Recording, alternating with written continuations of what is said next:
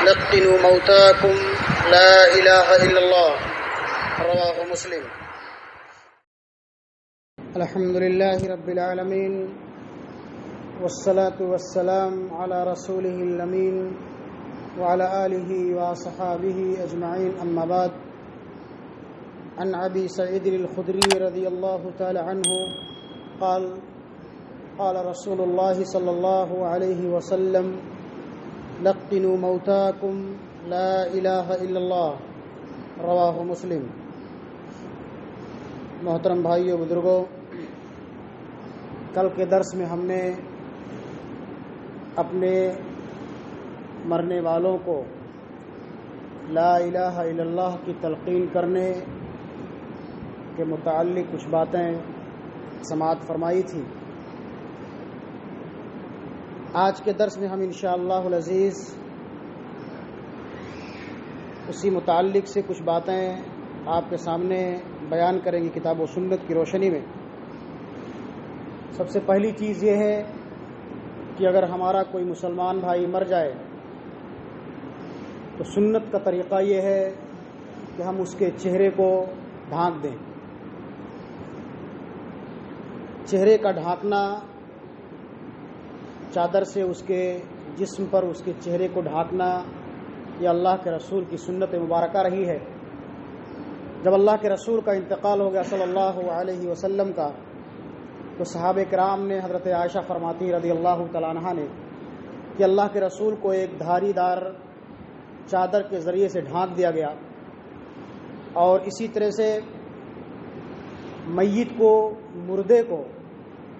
بوسہ لینا، اس کی پیشانی کو چومنا، یہ نبی کی سنت سے ثابت ہے.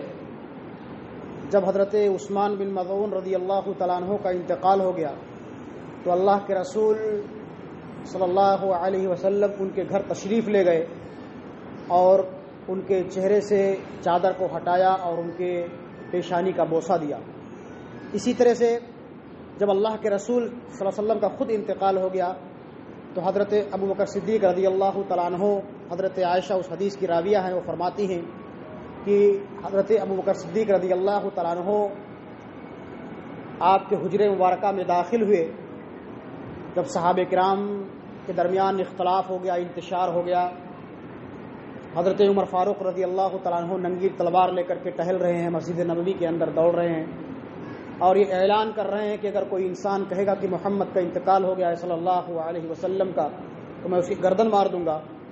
حضرت ابو بکر صدیق رضی اللہ تعالیٰ عنہ جو نہایت ہی سنجیدہ مزاج انسان تھے، نبی کے یار غار تھے، رفیق خاص تھے، اللہ کے رسول کے حجر مبارکہ کے اندر تشریف لاتے ہیں اور نبی کے جسم اطہر سے، جسد اطہر سے چادر کو ہٹاتے ہیں، آپ کے چہرے مبارکہ کا دیدار کرتے ہیں اور نبی کی پیشانی کا بوسہ دیتے ہیں. اور اس کے بعد مسجد نبوی کے اندر تشریف لے جاتے ہیں اور صحابہ کرام پریشان حال ہیں. مسجد نبوی کے نبی کے مصلی کے قریب کھڑے ہوتے ہیں اور کہتے ہیں کہ من کان یعبد محمدا فإن محمدا قد مات ومن کان یعبد اللہ فإن اللہ حی لا یموت. اگر کوئی انسان محمد کی عبادت کرتا تھا تو وہ جان لے کہ آج کے دن محمد کا انتقال ہو چکا ہے، اور اگر کوئی انسان اللہ کی عبادت کرتا تھا تو وہ جان لے کہ اللہ زندہ ہے اور قیامت تک زندہ رہے گا. اس کے بعد آپ نے قرآن کریم کی تلاوت کی، اس آیت مبارکہ کی تلاوت فرمائی کہ انک میت و انکم میتون، نبی کو بھی مرنا ہے اور تمام لوگوں کو مرنا ہے. اس طرح سے حضرت ابو بکر صدیق رضی اللہ تعالیٰ عنہ نے نبی کے جسم اطہر سے چادر کو ہٹایا اور آپ کی پیشانی کا بوسہ لیا. اس طرح سے اس لیے میت کو بوسہ لینا اور چہرے کو دیکھنا یہ جائز ہے. تیسری چیز یہ ہے کہ اللہ کے رسول جو ہے صلی اللہ علیہ وسلم جنازہ اس وقت تک نہیں پڑھاتے تھے جب تک کہ اس کے قرض کی ادائیگی نہیں کر دی جاتی تھی. اگر میت نے اپنے پیچھے کچھ مال کو چھوڑا ہے جس سے اس کی قرض کی ادائیگی ہو جاتی تھی تو اللہ کے رسول پوچھتے تھے کہ میت نے کچھ مال چھوڑا ہے کہ نہیں چھوڑا ہے. اگر لوگ کہتے تھے کہ ہاں مال چھوڑا ہے جس سے اس کی قرض کی ادائیگی ہو سکتی ہے تو اللہ کے رسول جنازہ پڑھاتے تھے. اور اگر کہتے تھے کہ اس پر قرض ہے، اس نے مال نہیں چھوڑا ہے، تو اللہ کے رسول کہتے تھے کہ صلو علی صاحبکم، تم لوگ اپنے صاحب کی، اپنے دوست کی، اپنے بھائی کی جنازہ پڑھ لو، اور میں خود جنازہ نہیں پڑھوں گا یا نہیں پڑھاؤں گا۔ اس سے یہ بات معلوم ہوتی ہے کہ قرض کی ادائیگی بہت ہی ضروری ہے۔ اللہ کے رسول کا فرمان ہے کہ جب تک انسان کے قرض کی ادائیگی نہیں ہو جاتی ہے اس کا حساب و کتاب معلق رہتا ہے۔ اللہ تعالیٰ اس وقت تک حساب و کتاب نہیں لیتا ہے جب تک کہ مرنے والے کا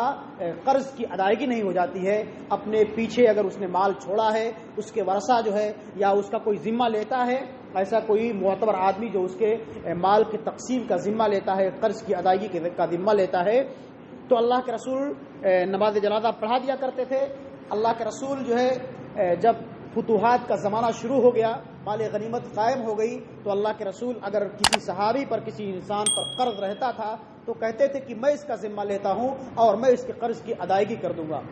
یا آپ جو ہے بیت المال سے اس کی ادائیگی کر دیا کرتے تھے۔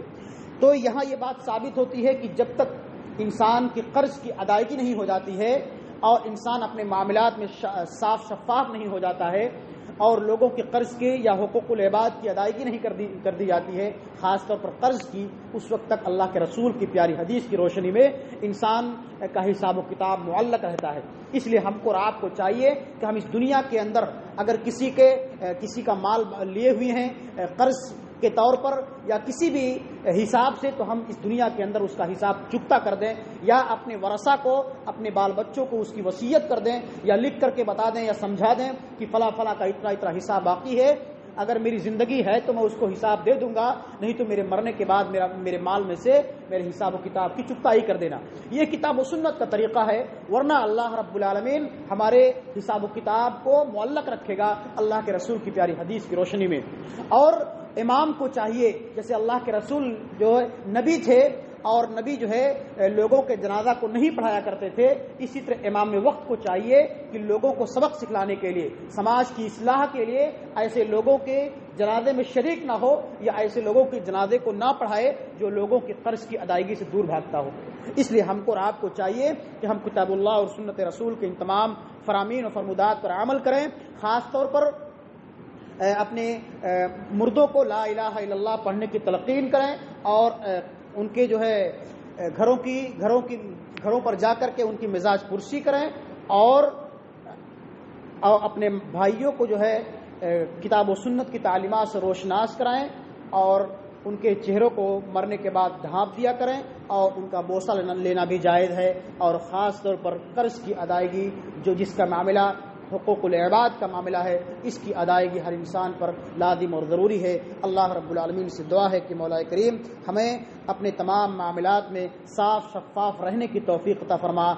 اللہ رب العالمین کے حقوق کی ادائیگی کے ساتھ ساتھ بندوں کے حقوق کی ادائیگی کی توفیق عطا فرما، خاص طور پر قرض وغیرہ کی ادائیگی کی خصوصی توفیق عطا فرما۔ آمین، تقبل یا رب العالمین، وآخر دعوانا ان الحمد للہ رب العالمین۔